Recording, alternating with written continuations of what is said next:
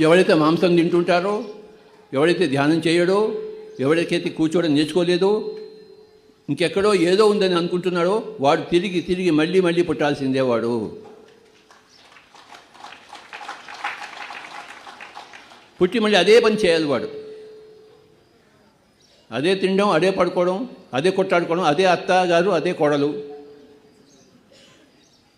అదే సూర్యకాంతం.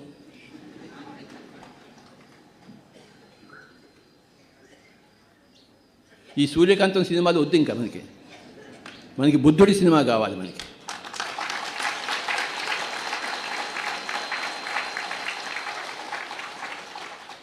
సావిత్రి సినిమాలు, సూర్యకాంతం సినిమాలు వద్దు మనకి. సావిత్రి వస్తే మనం ఏడవడం మొదలు పెడతాం. నో మోర్ ఏడుపు. ఎక్కడ ఏడుపు లేదో అక్కడ గెలుపు ఉంది.